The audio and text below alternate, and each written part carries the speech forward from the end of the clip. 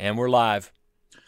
Good evening, folks, and welcome to a very special edition of the Second Amendment Daily Show, your source for all things happening in gun politics, the state and federal level. And I'm going to tell you guys straight up, tonight's podcast is going to be tough for some people to hear. Tonight's podcast is going to be very focused on a real big threat facing gun owners right now across the state and across the country, rather. If you've ever given money to the NRA, you have to hear this podcast. If you've ever wondered why the NRA has such weak endorsements at the state and federal level, you have got to hear this podcast. And if you've ever wondered why so many Republicans in so many red states, not to mention blue states, are supporting deadly red flag gun seizure legislation, you've got to hear this podcast, because we're going to give you the dirty little secret. And that is that the NRA is aggressively supporting red flag gun seizure legislation for America. And folks, we're going to prove it with Chris Cox's own words later on tonight. Joined as always by my co-hosts, Patrick Parsons from Georgia Gun Owners down there in the Deep South, warmer than I am, no doubt. Got Chris Dorr, my brother, with Ohio Gun Owners in the office in Beaver Creek, Ohio, and Ben Dorr, my other brother involved in gun politics, up in sunny Minnesota, the offices of Minnesota Gun Rights. How you doing, everybody? You bet. So, again, this is going to be a heck of a show. I mean, I know for some people this may be old news, but I think for a lot of people, guys, I think a lot of people are going to maybe have a hard time with this, or perhaps really wonder if it's really this way. But we all know because we work in state capitals. We got what in this group right here. I work in Missouri. I work in Wisconsin a little bit, but mostly Wyoming, Missouri, Iowa, and there's a lot of red flags issues being talked about in these super red states. I know, Chris, you've been battling this for how long? Yeah, we've been battling since March of this year. We've been battling this thing. With a red state and a red governor pushing red flag gun seizure laws. John Kasich, boo, right? Exactly. A lot of people in Georgia, I know, talking about this or have been during session. Of course, Socialist Stacey Abrams would have happily signed this law into this bill into law if she had a chance. In Minnesota, how many bill drafts have you guys had up there when it comes to red flag gun seizure legislation? Several in each chamber every time. Every year. So, guys, the purpose of this podcast, this will be the definitive video that you have to see about red flag gun seizure laws. We're gonna break this down again, what exactly we're talking about, and more importantly, the NRA's public support for these bills. Because here's how politics works. When you have a hardened anti-gun Democrat introduce a bill like this, you assume it's dead. And a lot of times it will be in a red state. But what's happening now more and more is Republicans introduce a bill that is, quote unquote, a little bit better. And that's how it's passing in states. Again, red states like Florida this year. Republican governor in Illinois signed it this year. Republican Governor Mitch Daniels a couple years ago in Indiana signed this bill because the NRA is supporting this. We're going to break this down. That is the purpose of tonight's podcast. Anything, guys, we should add before we get going on this? Don't think so. We got a lot of people from Minnesota checking on tonight. Guys, we just talked about red flags tonight, and I think I said that I think red flags is probably the most bipartisan gun control initiative that we've ever seen. You know, it's hard sometimes to get some Republicans to vote for universal background checks. Sometimes, not in Minnesota though, I'll say that. But as far as red flags goes, it's a bipartisan issue. Everybody wants this gun control. And one thing I'd like to throw in here is that this is an issue that is not going away anytime soon. This is an issue that the gun control organizations, the gun confiscation organizations, they are all coalescing around this thing as the issue that they are going to use to drive through and break and get the camel's nose under the wall of the tent, because they have perceived such weakness in states all across America. So Absolutely. This is the issue facing gun owners for the foreseeable future. If you're in Iowa, you've been hearing from us for quite some time. Republican Speaker Pro Tem Matt Winchell pushing this bill. If you're watching in Wyoming with Wyoming gun owners, it is outgoing Governor Meade, Republican Governor Meade, who had sent his own staff to Colorado to sit with anti-gun legislators in Colorado to talk about how to draft this bill for Wyoming. So anywhere you are watching this video, I can assure you there are Republicans in your state right now talking about passing this bill in 2019. And that is the purpose of this video. Here, go ahead, Patrick. Yeah, guys. Yeah, I mean, just from a Georgia perspective, guys, I want everybody out here from Georgia, and I see y'all on there right now. We have never actually seen a red flag bill introduced at the Capitol in Atlanta. All the other guys that are on here tonight have fought them and seen them in their legislatures. We have never seen one. We will see one in January, and that is why, as Aaron led the show with, it's fact, and you're going to see the videos tonight of the NRA supporting red flag laws. So all of y'all out there, this is probably the most important Second Amendment video that you will see this year. So share this far and wide and get it out. You know, I'm already seeing some comments. If the NRA backs this, they will not get another cent from me. Butch says, get away from the NRA. This kind of crap is why I support local state groups like GGO. And on and on. Ellie says never remember the NRA. So anyways, go ahead, Aaron. I want to get to the videos here in a little bit. So we'll get to those here in a little while. Yeah, go ahead, Aaron. We're doing that. I think first it's important that we kind of set the stage. Yes. And remind ourselves where we are as a gun rights movement, because we all remember the era of Barack Obama. It wasn't that long ago. We all know what it was like to look at your AR-15 every day and wonder, is this the day I have to choose between becoming an outlaw or giving up my guns? The guy came after everything: AR-15s, magazines, universal gun registration, the entire thing. It was a war from day one to the end of his 8 years. And we fought like dogs at the state level, at the federal level, and gun owners across the country gave an unprecedented level of money to the NRA to help stop Barack Obama. And everybody did so because we were scared. We should have been scared. The guy was doing everything he could. And I think we all remember how much support gun owners gave to make sure we did not have President Hillary Clinton. I mean, I thank God every morning when I wake up that I do not have President Hillary Clinton. Yes. And gun owners bled out.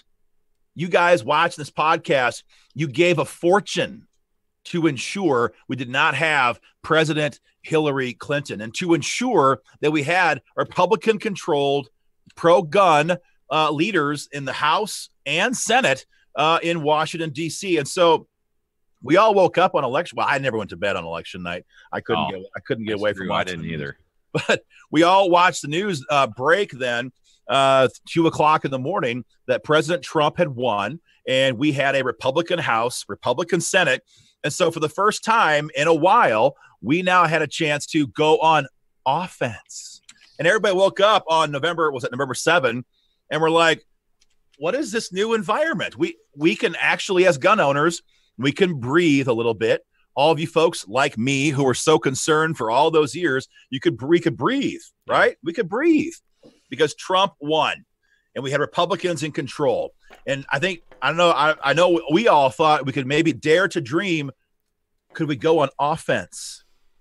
Could we possibly go on offense in Washington? An offense for most everybody, and myself included, was the idea of a national reciprocity bill. I mean, it would be nice to use my Ohio CHL or my Minnesota CHL or one of my CHLs to be able to go into another state where I don't have it and just get national reciprocity. That's what offense looked like. That was the first thing I thought of when I woke up. Aaron, I think it was on November 9. Not on November 7th. Oh, I'm on the wrong cycle. You're right, November 9. Not bad. Yeah, that's right. But a national reciprocity. That was the offense. I think that was tops on every gun owner's mind. Everybody's mind. National reciprocity. That's the big push. Everybody knows it. And so we've had 2 years now. 2 years and a couple days. 2 years and a month. 2 years and a month today since that day. And we had a chance to go on offense. And what happened? What happened? Gun owners have to ask the question, what did we get for our money? Exactly.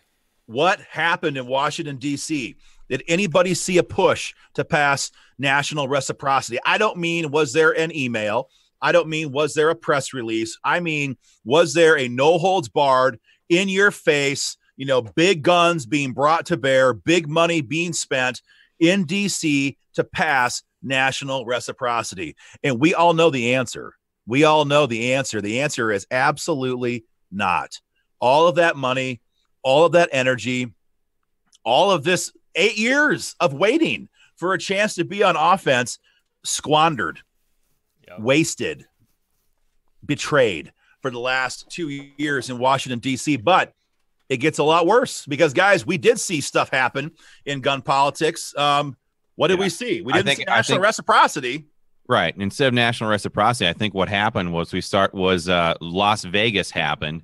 And that was literally the little spark that set off a gun control bomb that only exacerbated after the Parkland or the Sutherland Springs, Texas shooting, and then it went into the Parkland, Florida shooting. But then we saw them roll over on bump stocks. I think a lot of people, maybe some of you guys, maybe some of us on this podcast here, the four of us, maybe initially. We're like, well, it's a bump stock. I personally, to my shame, I have 6 kids to feed, so I'm not that ashamed. But to my shame, don't own a bump stock. Never had one. I've shot some, but I've never owned one. Yeah. So I think a lot of gun owners might have had that impression. I don't own one. I'm never going to get one. I don't really care.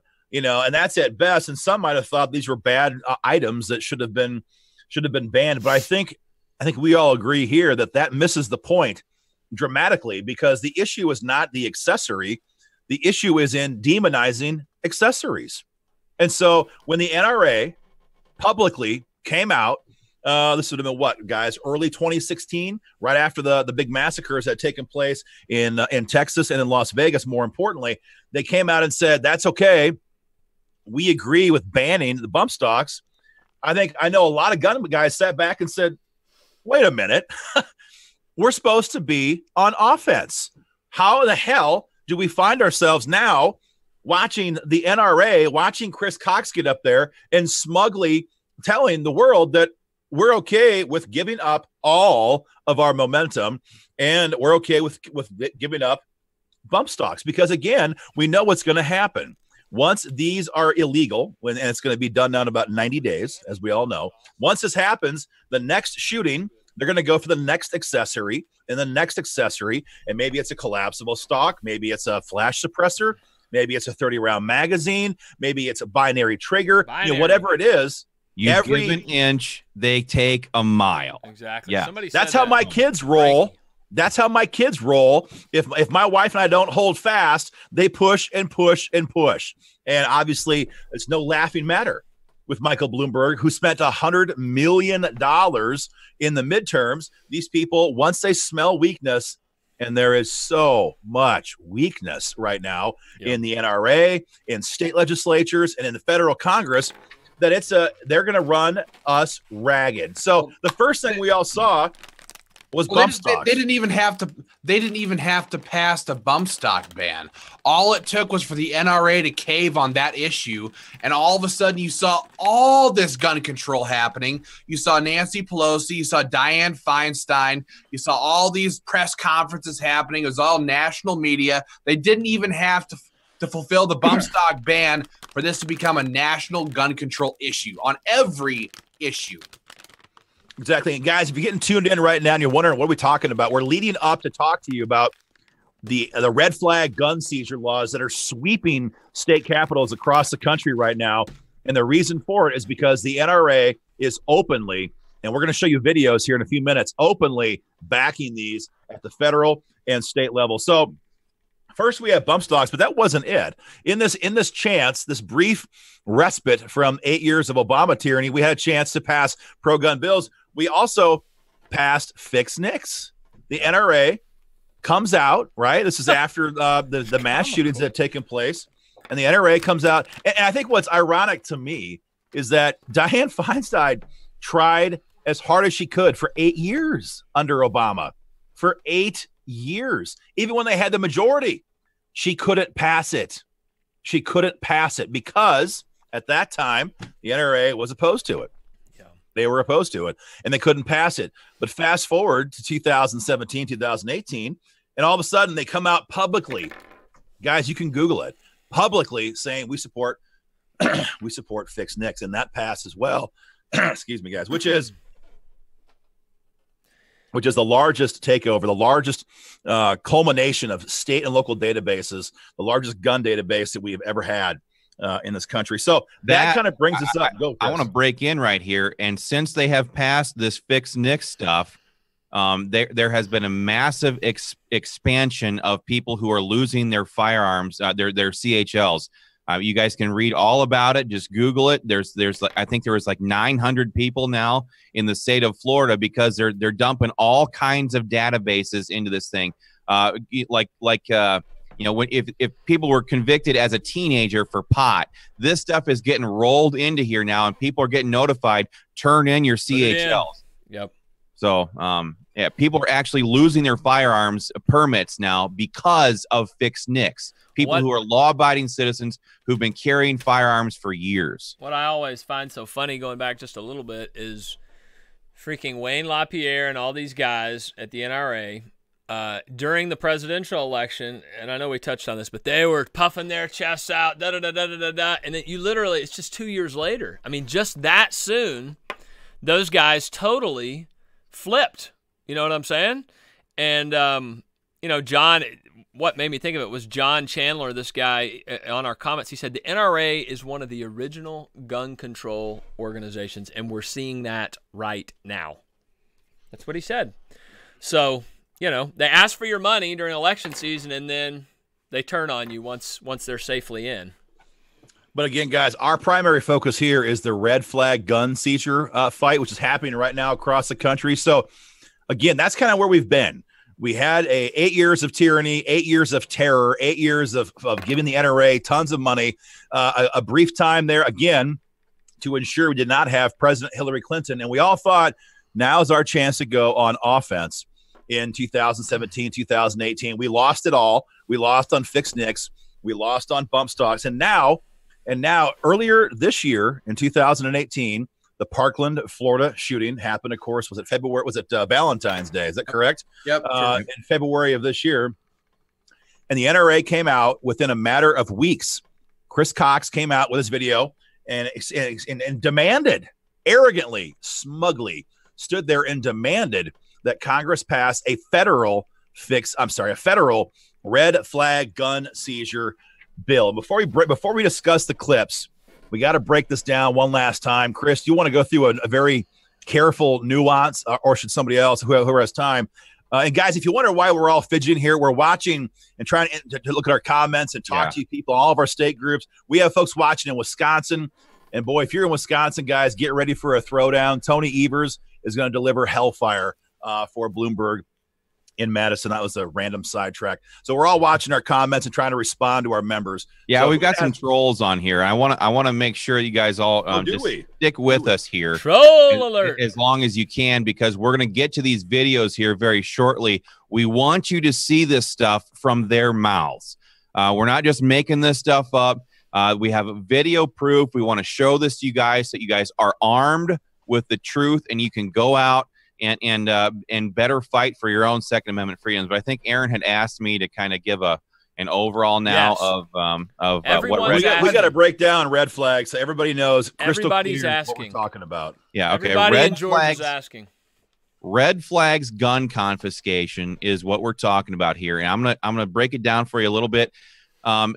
There's different variations of what red flags gun confiscation orders are. Like Aaron talked about a few minutes ago, they usually introduce the worst version and then they pare it back, hoping to get that version passed. So quite simply, it is the idea that somebody, your girlfriend, a boyfriend, your aunt, or something like that can go. School teachers, nurses, all kinds of people. Yeah, mental health professionals, counselors, school teachers in some cases, that they can petition a court to have somebody else's firearms taken away from them.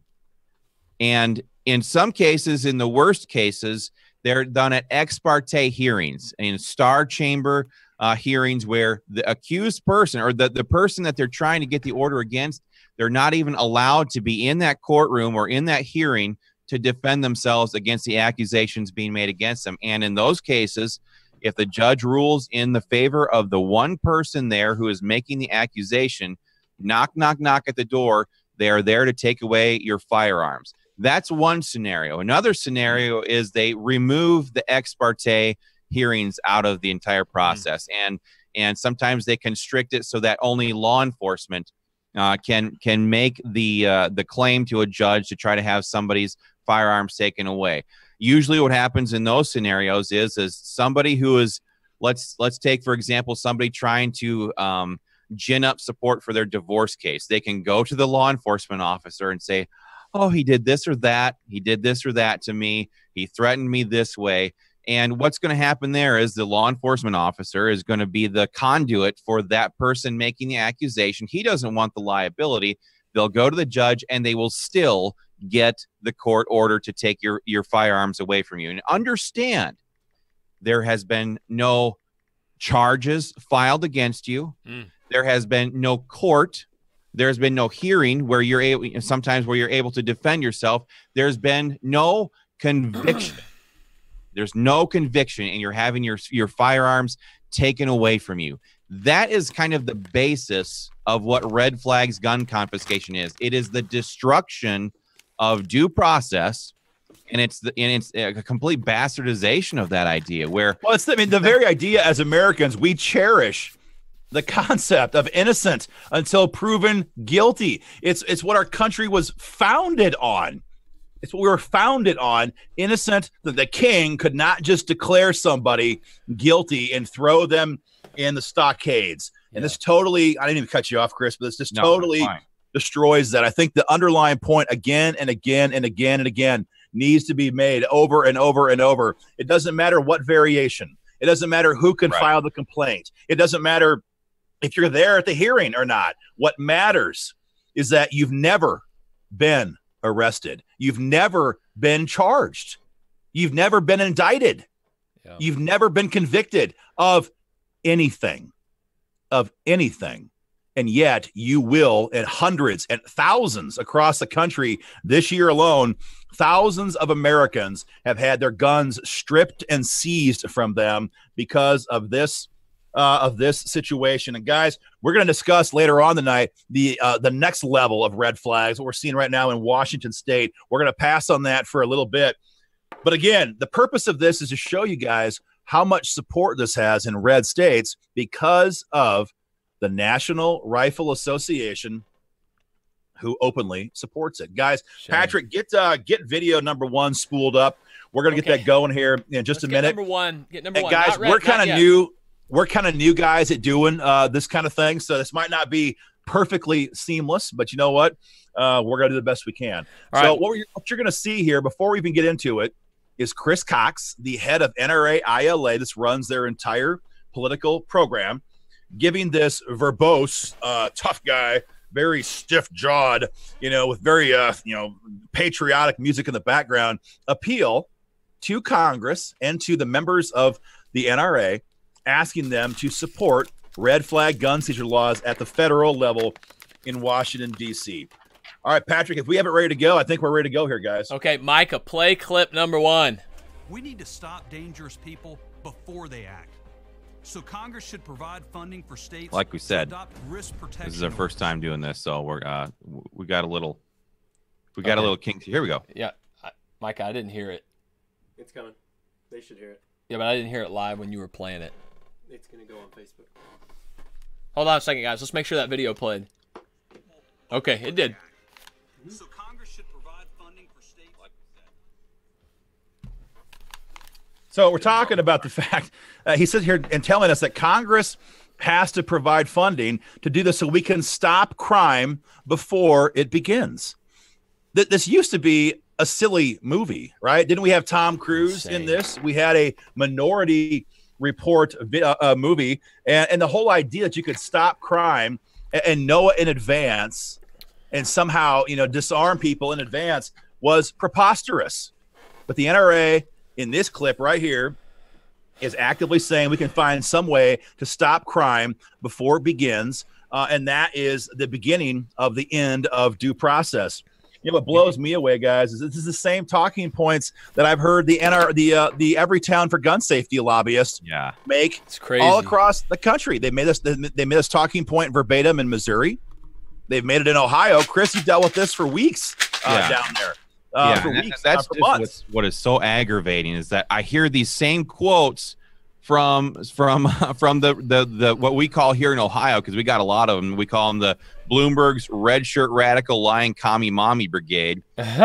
We also call them redcoats now. We've got them here too. Yeah, Aaron, a few of the people here said that it was hard to hear. What was the quote that he had said just there? I need someone to play it again. Oh, sorry. Micah, play video number 1 again. Give us a second here. And folks, turn up your volume if you can. Okay, go ahead, Micah. We need to stop dangerous people before they act. So Congress should provide funding for states to adopt risk protection orders. All right, we're back, guys. Go ahead and talk, guys. Go ahead and talk. Sorry for the lag here, guys. So again, on the onset, they want to stop crime before it begins by, as you're going to hear in the next clip, disarming citizens of their firearms that have ever been convicted. Get ready. Clip number 2 ready to go, Patrick. Get clip number 2 ready, Micah. And you're not going to believe this. I wish we could hear it ourselves. I have no audio on my end, so I can't hear every single word. I know it from memory. I'll let y'all know. But if you guys check out clip number 2, Patrick, get it going. Go ahead and play 2, Micah. This can help prevent violent behavior before it turns into a tragedy. These laws allow a court to intervene and temporarily remove firearms when a person threatens violence to themselves or others. And we're back. We're back, Aaron. And again, guys, what you said for us. Yeah, recap it for the audience, Patrick. I'm sorry, guys. I cannot hear it when it's playing here on our What we're talking end. about here, it comes across, if you hear Cox's video, like it's some kind of a gentle, unobtrusive, no big deal. Let's go and just take the guns. Let's just take the guns for now, and we can stop this violent crime. It's not some kind of a gentle process. It's not a gentle intervention. They're coming into your home, and we're going to discuss the case of Gary Willis in Maryland in just a few minutes here. They hit his door at 5:17 a.m. on November 5, 2018 to take his guns. He comes to the house, to the door with a gun in his hand, and they killed him. So this idea that we're going to have some kind of a very gentle, very genteel, knock, knock, knock, we're here for your firearms, it's no big deal. You've not been arrested for anything. You haven't been indicted for anything.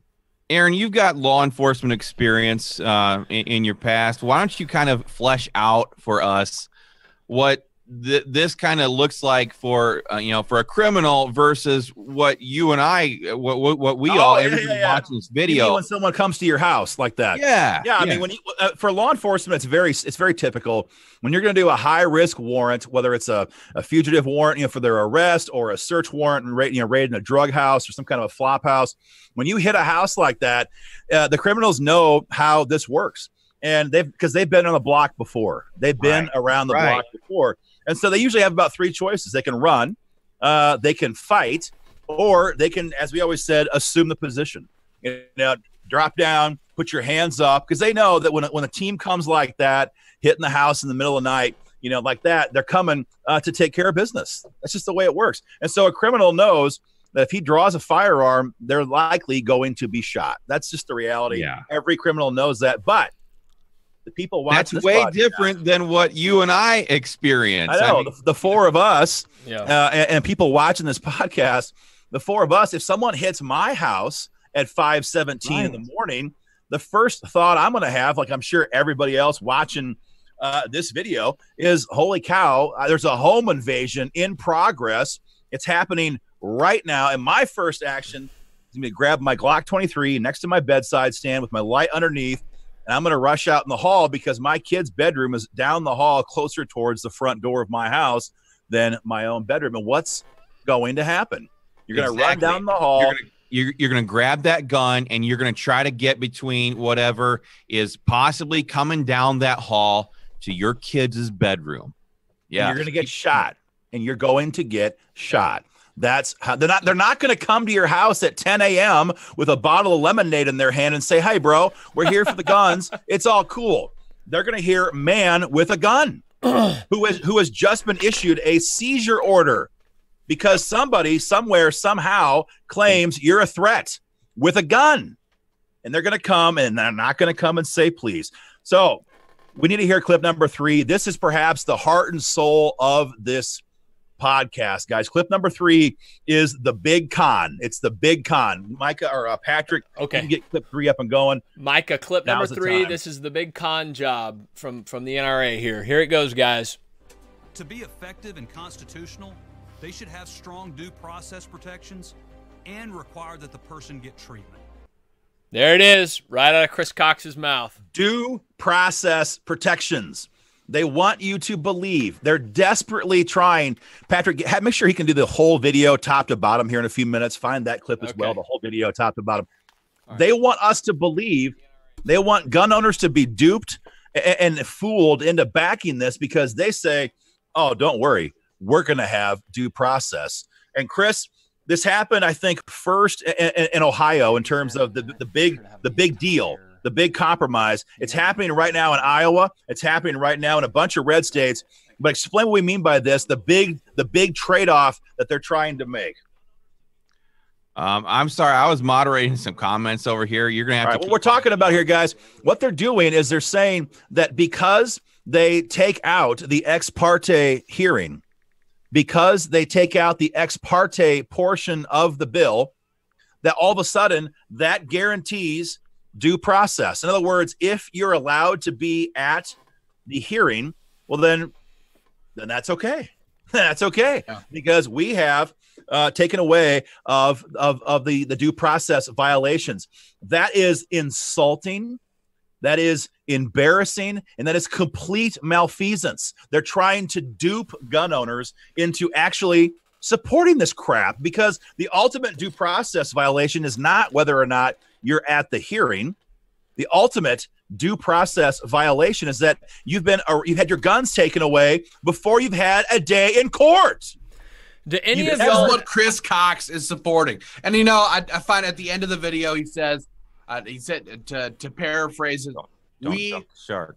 We and our 5 million members demand passage of this legislation. I have not heard one, and I'm glad you brought that up, because that's what I was about to say. I have not heard one person, one gun owner say, I support red flag laws. The only people I see are the red commie brigades up at the Capitol supporting this stuff. Has anybody, any gun owner out there heard of anyone who supports taking away your firearms without even a day in court, without a charge? As somebody, we're in lame duck session here in Ohio right now, but as somebody who has been interfacing with hundreds of gun owners every day for the last several weeks straight, I mean hundreds every day, I have not had one single gun owner say, I think these red flag gun confiscation orders are a good idea, that they'll lower crime. Not even one. The only people who I've been hearing from or seeing advocate for this stuff are Bloomberg's redcoats. That's it. Nobody else. So is the NRA in bed with Bloomberg, apparently? I mean, that's what it sounds like, right? And we're going to get to that video clip in a few minutes. I think someone might have jumped ahead of the clip roll here. We're going to get to that in just a few minutes. But I think the underlying issue, the big issue here with the NRA, the big issue with Republican lawmakers right now in states like Wyoming, Iowa, Ohio. These are red states. Red states. The heck with the blue states. We know what's happening there. The big con job is what Chris Cox articulated. That is that if we just take out the ex parte hearings, it's all good. And they want gun owners, they want you and I to say, oh, well, yeah, I mean, they fixed it, so it's all good. And they want to snow you, and they want to just totally confuse gun owners into thinking that it's okay. And again, the anathema in this bill, the evil in this concept is not the hearings. It's the idea of having your guns stripped away from you by force before you've ever had a day in court, before you've ever gone before a judge, before you've ever been indicted, ever had a chance to go and make your own defense in a court of law. That is the linchpin that this entire concept relies on. And for Chris Cox to sit there and tell his members, tell you guys, the backbone of his organization, that it's okay because we've taken care of this issue is a lie. It's a lie. And I just want to throw in there, I mean, you know, our job in gun rights is to advance and defend gun rights. We don't care if you're a Republican, a Democrat, anti-gun group, whatever. Our job is to defend the Second Amendment. Got a couple people on here going, "Oh, you're just NRA bashing." No, what we're doing here is trying to make sure everybody knows the truth about who's pushing this stuff, both at the state and national level. We're here to defend gun rights. We're here to make sure our Second Amendment rights survive from generation to generation. And when every Town for Gun Safety is pushing this stuff, we expose them. When Moms Demand Action is pushing this stuff, we expose them. When the Democrats are pushing this stuff, we expose it. When the Republicans are pushing this stuff, we expose it. And when Chris Cox with the NRA is boldly demanding passage of radical red flags, gun seizure, gun control, we expose it. It's as simple as that. It's as simple as that. Amen. This is why it's passing in red states. If they would stand up there and say, absolutely not, over our dead body, will you support this? These bills would never get off the ground in red states, and that's the reason why. So let's get on to clip number 4. Get ready to go with that, Patrick. I'm not quite ready for it yet. Okay. But, guys, what you're going to hear this next clip is Cox totally choking on the talking points, the logic that we hear every day from Dianne Feinstein, you know, from Cory Booker, you know, from Michael Bloomberg, from Every Town for Gun Safety, and that is that we have to do something. We have to do this to deal with the culture of violence. Wow. I have heard that culture of violence concept and talking point, and I've read that in 100 emails, 500 emails in the last couple of years trying to explain away gun control. Right. And now we have to listen to Chris Cox use those same talking points that we have to be okay with this. We have to be okay with red flags. We have to be okay with no due process. We have to be okay with the end of innocence until proven guilty because we have to deal with the culture of violence. Patrick, if you can have him play clip number 4, that'd be great. Okay, Micah, clip number 4. This is the NRA basically spewing Michael Bloomberg's talking points. Go ahead, Micah. These proposals can be done right now. While they won't solve everything, they will help lead to a broader discussion on how to address a culture of violence in America. There it is. There it was. It's just weakness.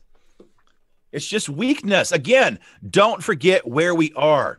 This is 2018. This is our time to be on offense.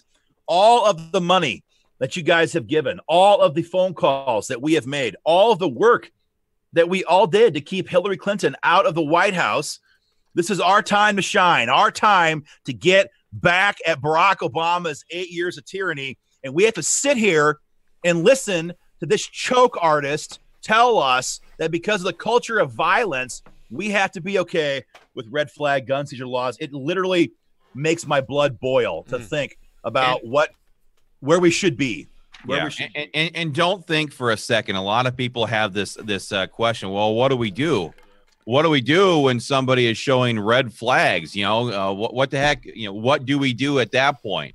Well, every state in America has laws already on the books that allow them where there are legitimate threats, where there can be evidence shown for them to go in and make that and make an arrest and take the guns away from that person. It happened here just a couple of months ago here in Ohio, where a couple of teenagers at 10 o'clock at night were making some threats, and under existing law, within 4 hours, their local county sheriff was able to do a quick investigation, and by 2 o'clock in the morning, that next morning, 4 hours later, those two kids were in jail.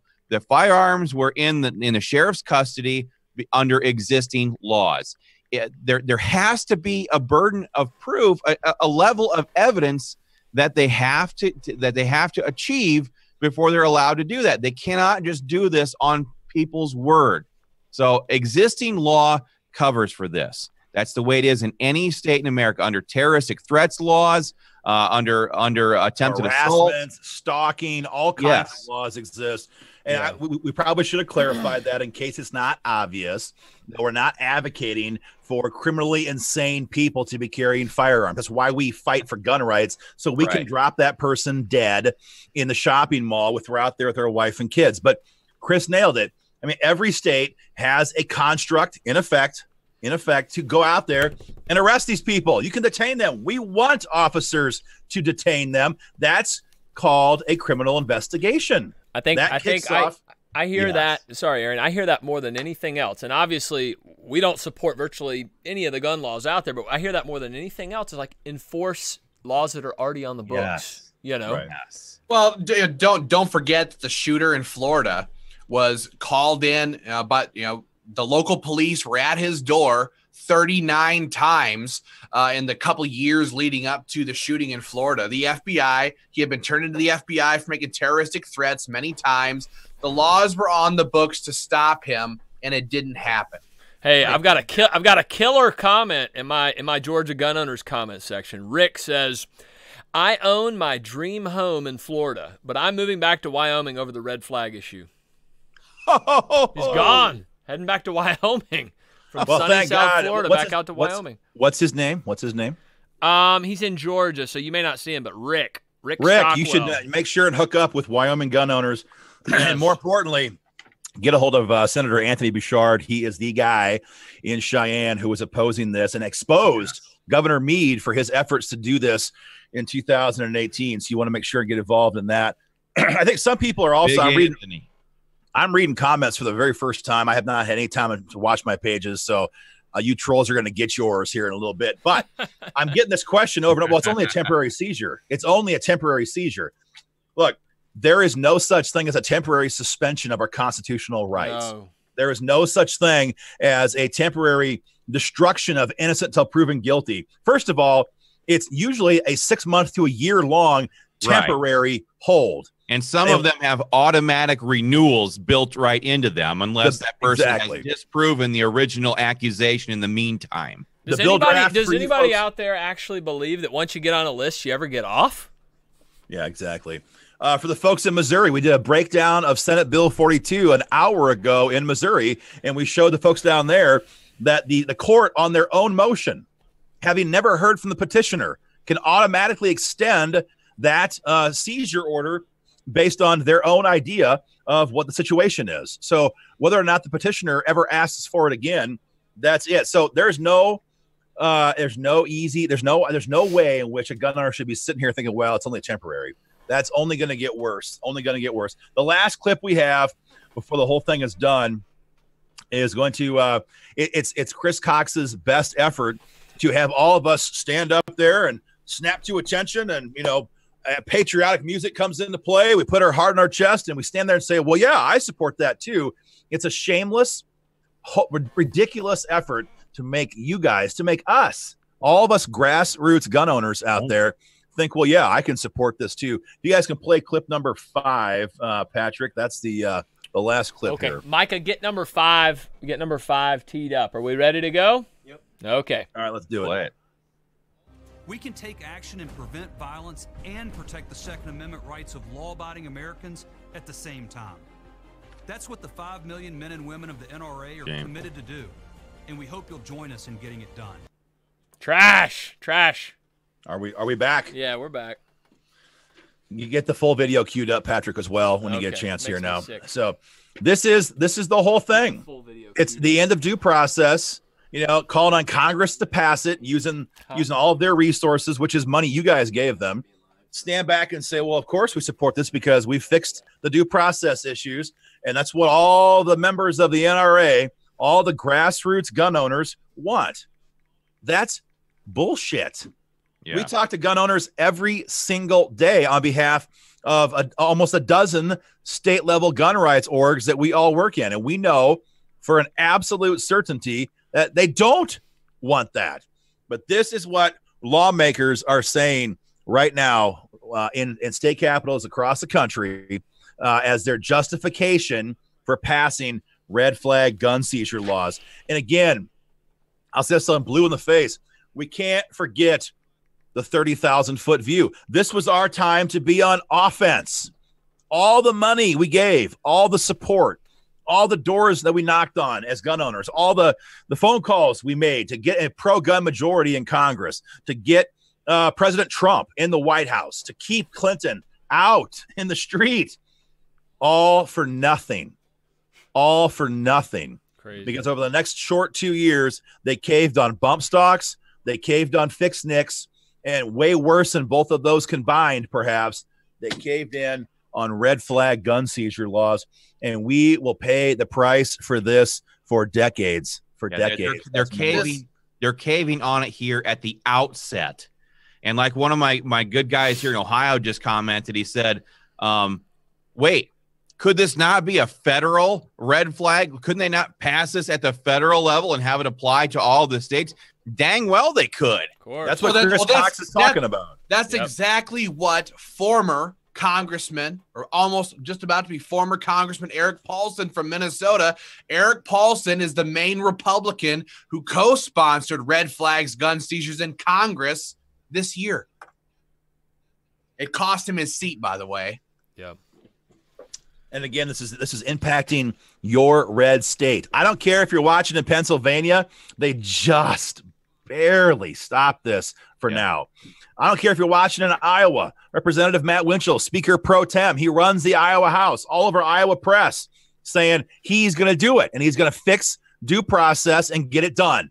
He's taking the talking points verbatim from Chris Cox. I don't care if you're watching in Ohio, at least until Kasich is gone. That's been a big issue in Ohio. Whatever John red Kasich. state you're in, Wyoming. I mean, This is a Longmire country. Think about this. Matt Mead literally sending his staff to Colorado. And everybody who's in Wyoming, we all know how this works out there. They hate people in Colorado because it's Colorado people who've come into Wyoming who've helped to ruin some of the best aspects of Wyoming. I was out there all session. I get that. Send his staff to Colorado to learn how to draft red flags. So if you're in a red state, this is being talked about in your state by your Republican leaders. If you're in a blue state, this is going to be a major fight in 2019. You had better believe it. Patrick, do we have the full clip ready to go here from top to bottom right now? Micah, we got the full clip? Okay, we're ready to go with the full clip of Chris Cox from the NRA supporting red flag laws. Here we go, guys. We need to stop dangerous people before they act. So Congress should provide funding for states to adopt risk protection orders. This can help prevent violent behavior before it turns into a tragedy. These laws allow a court to intervene and temporarily remove firearms when a person threatens violence to themselves or others. To be effective and constitutional, they should have strong due process protections and require that the person get treatment. These proposals can be done right now. While they won't solve everything, they will help lead to a broader discussion on how to address a culture of violence in America, which is desperately needed. There will always be evil in this world. That won't change. But we can change our response.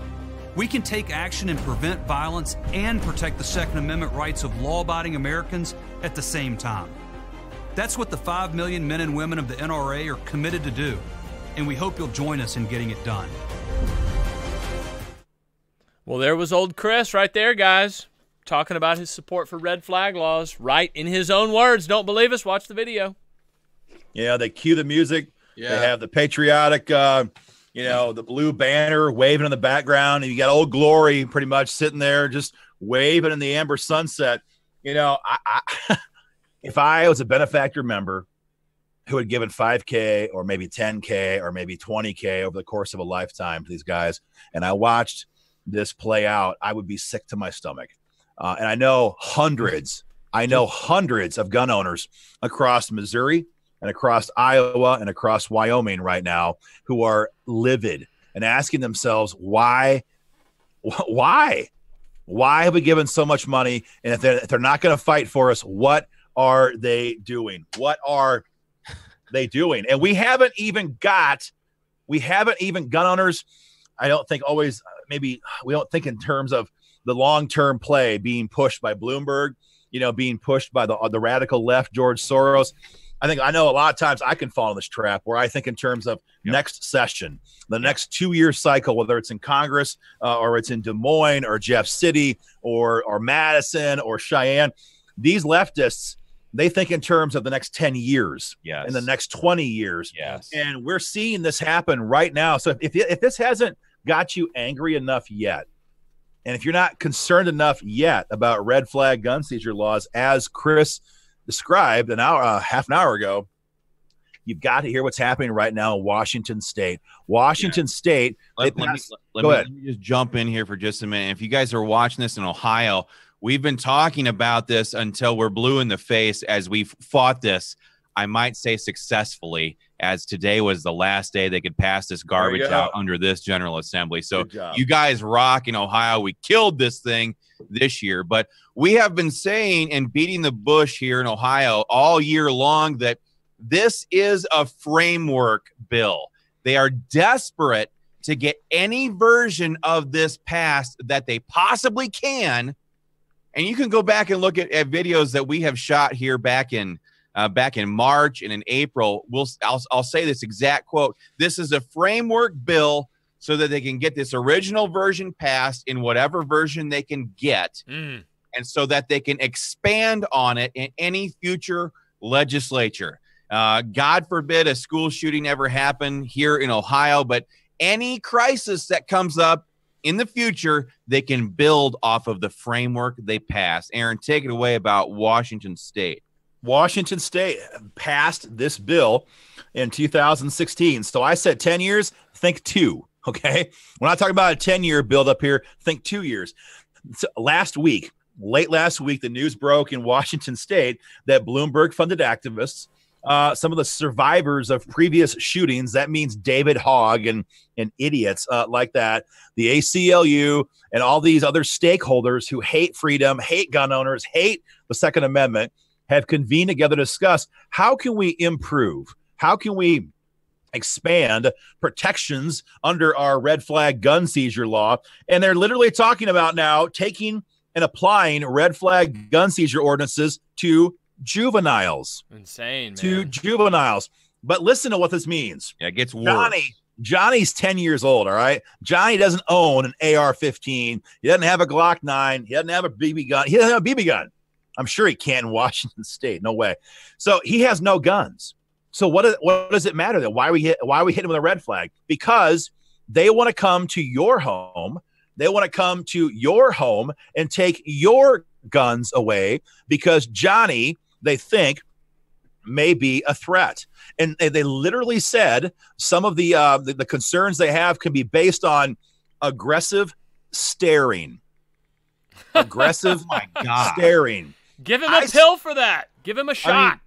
I stared at the clock aggressively every day at 2:45, waiting to get the hell out. I was staring aggressively at some legislators today as they were watering down a pro-gun bill. Yes. So aggressive staring from your 10-year-old, literally your 8-year-old, your 6-year-old, whatever. If your 14-year-old gets involved in a fight because somebody attacks him in a hallway, guys, this happens every single day in public schools in every single state. Fights, gang violence, all kinds of serious crime. If your child fights back, if somebody attacks his sister in the parking lot, maybe I'm a chauvinist, but I would go and fight to defend somebody who's being attacked. That would constitute him being a threat to himself or somebody else. And they're going to pass this and apply it to the parents. And in Washington, they have a father who they're trying to get him to voluntarily comply and voluntarily surrender his firearms. And they're outraged. They're not outraged. They're baffled. They're shocked that a law-abiding American man would not want to voluntarily surrender every gun he has. They're angry. He won't let them come into his home, and search it for the firearms. And so now they're going to readjust the red flag bill to allow for exactly that. And if you're not angry enough yet, listen to this. They said once this is done, once this happens, parents will have to choose between keeping their firearms in their home and their kids in their home. Did you hear that? Say that again. Insane. If they apply it to your children, they will make you choose their own words. This is their own talking points.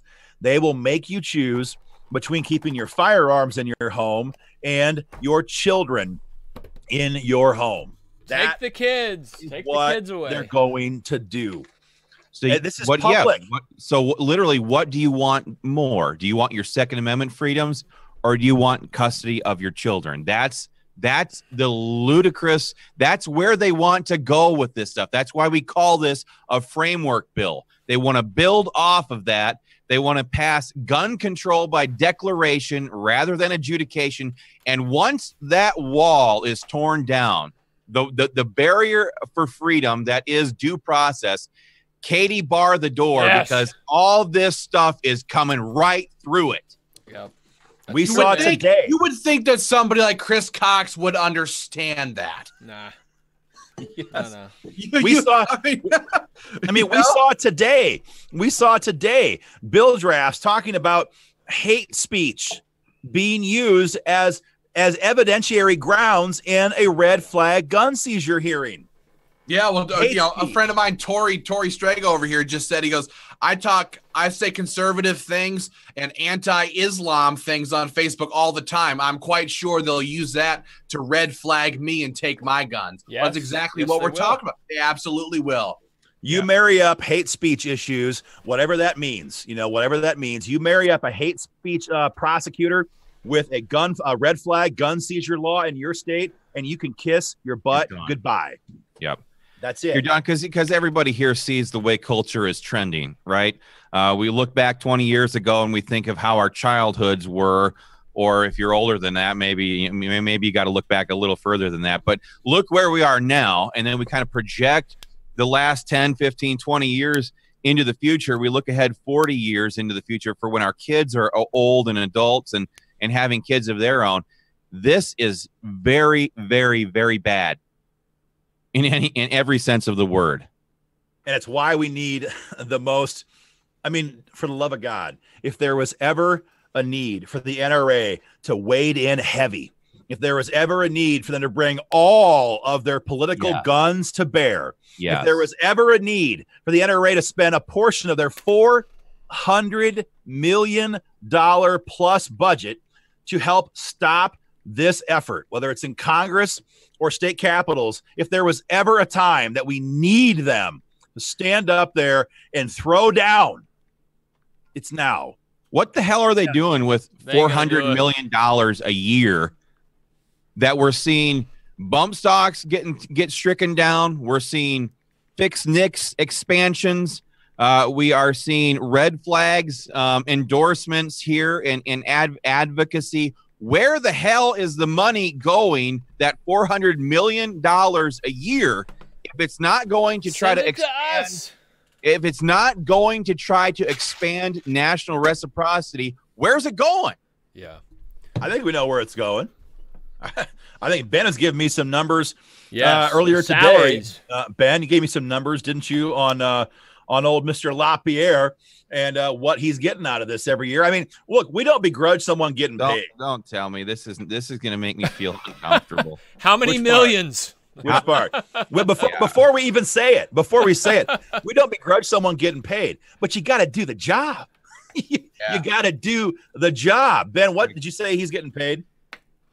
Wayne LaPierre. I can hardly make the words come out of my mouth. $5.1 million.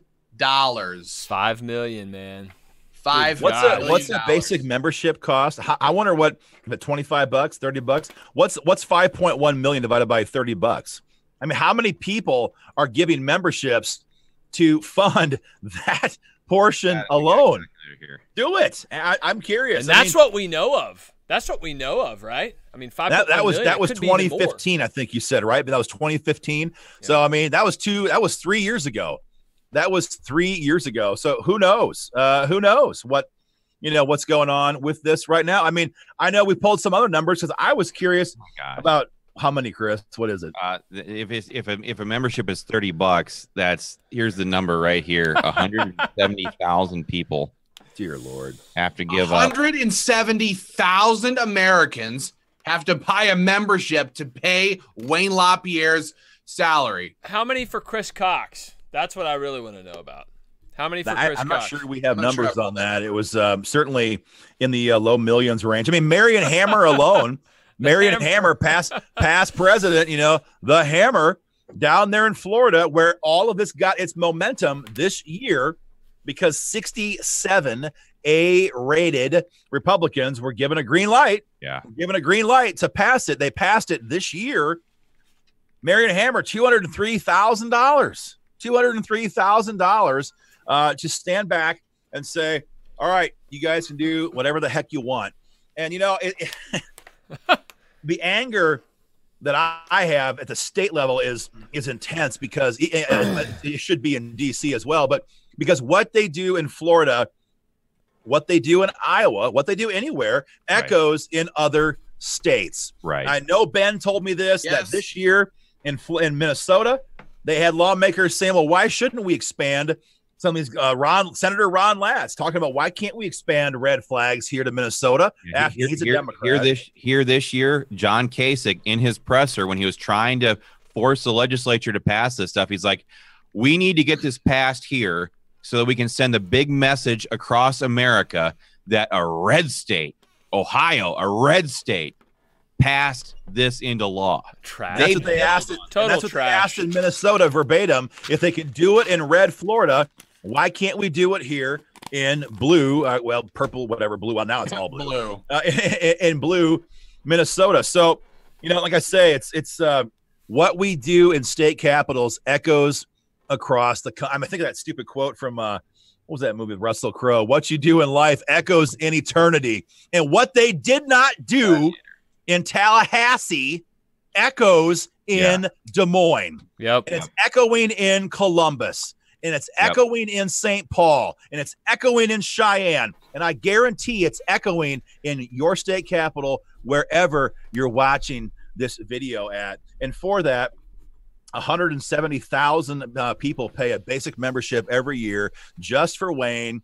Plus you've got Cox. Plus you've got dozens and dozens and dozens and dozens and dozens of guys who are at the 300,000 level plus. Oh, it's more than that. More that, or whatever. It's like 500 or 600 grand. If that's not DC swamp crap, I don't know what is. I don't know what is. You walk around. I mean, come on. Anybody can strap on a suit. They have professional copywriters tell them exactly what to say. You saw it in Chris Cox's video here. You got your American flag type thing waving. You got your patriotic music playing. They're using all this mumbo jumbo lingo, and they're getting paid hundreds of thousands or millions of dollars to stand up there and use talking points that are written for them. Meanwhile, at $5 million, you're just waltzing around DC, glad handing anti-gun politicians, and it just disgusts me. I just can't stand it. When red flags came knocking at the door of Ohio, our membership went to war to stop this. We know Ohio gun owners, members and supporters of Ohio gun owners know that the gun control builds on each and every state. And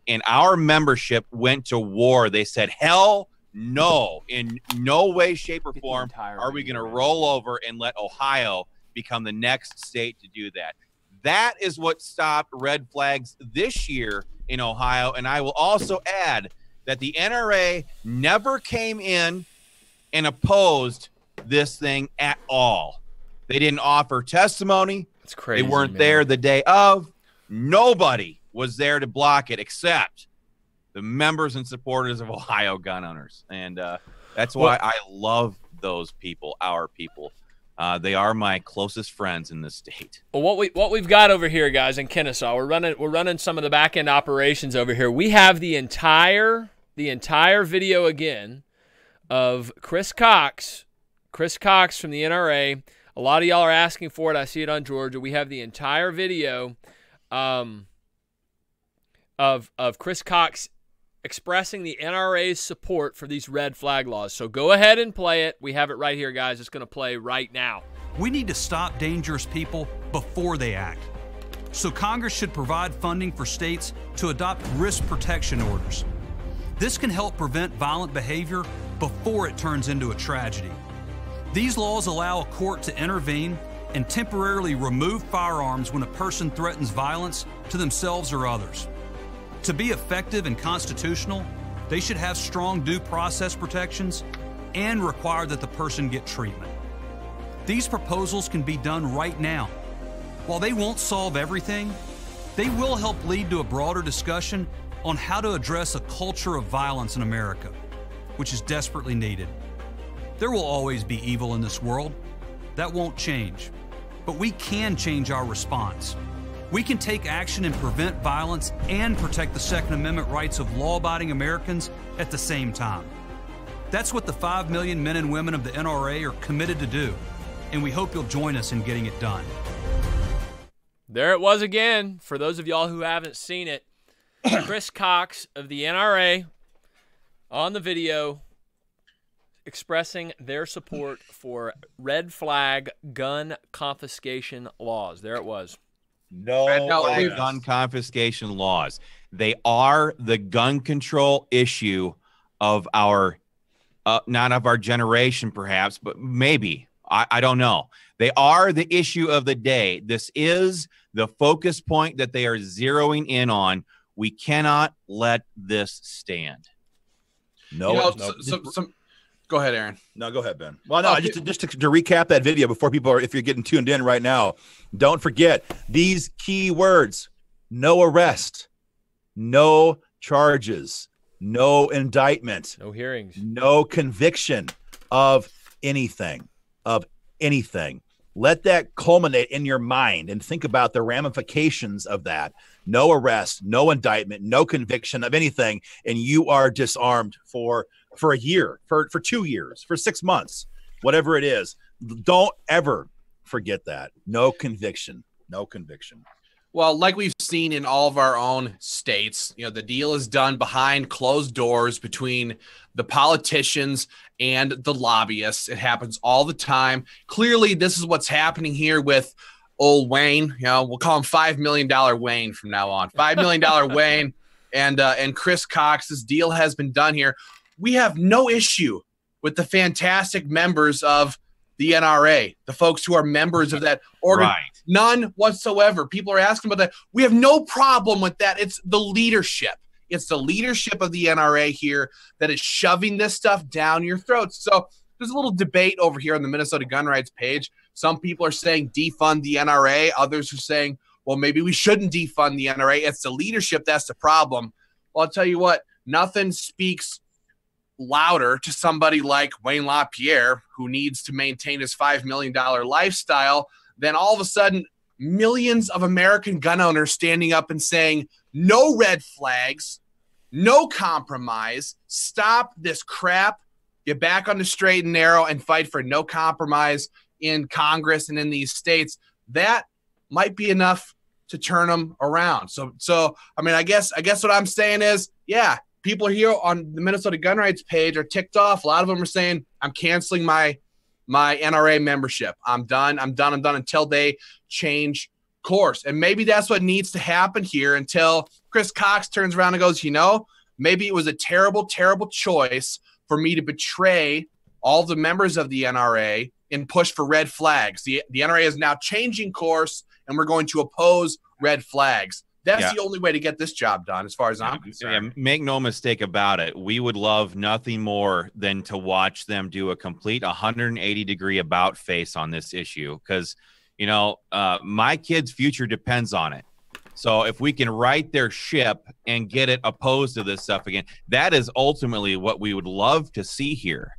I mean, that would be awesome.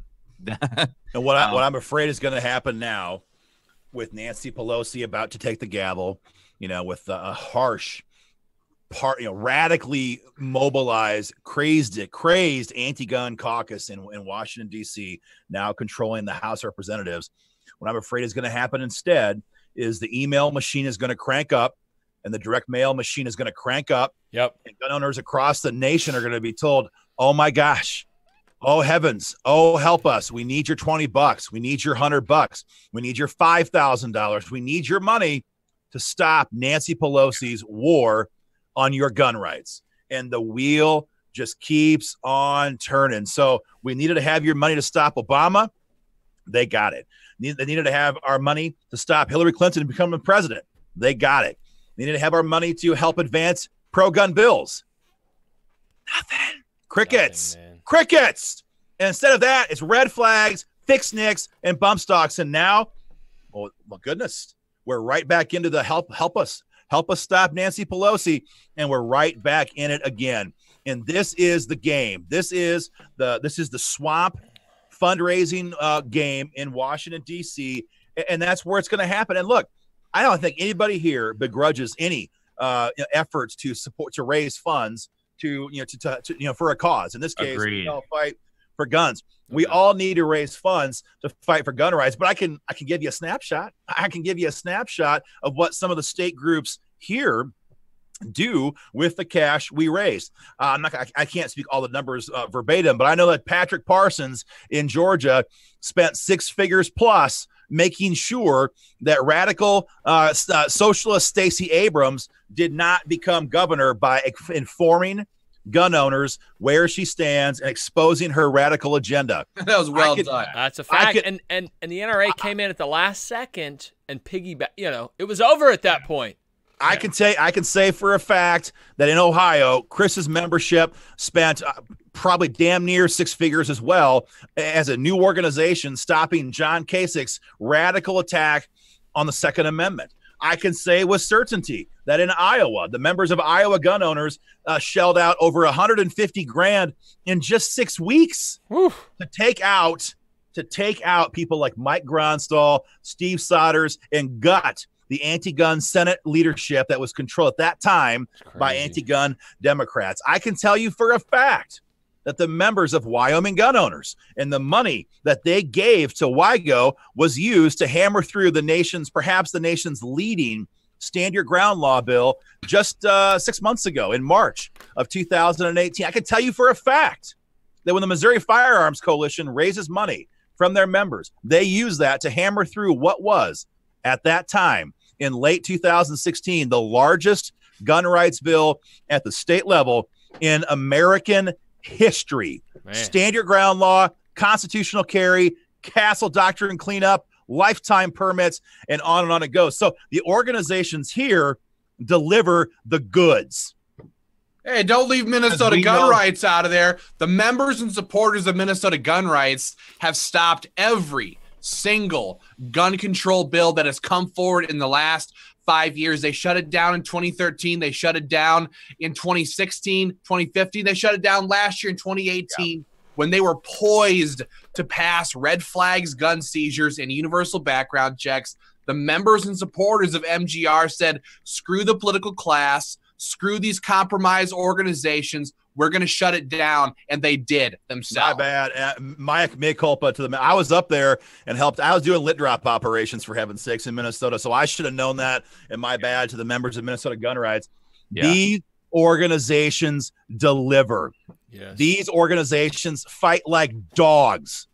These organizations will attack anybody in any party, in anywhere, who tries to cut a deal that attacks gun owners. And this is why it's unconscionable to us, to me, to all 4 of us, I know that, to consider that they would take this kind of cash and do nothing more than that to pass red flag gun seizures. Guys, that's the whole story. That's the whole ball game.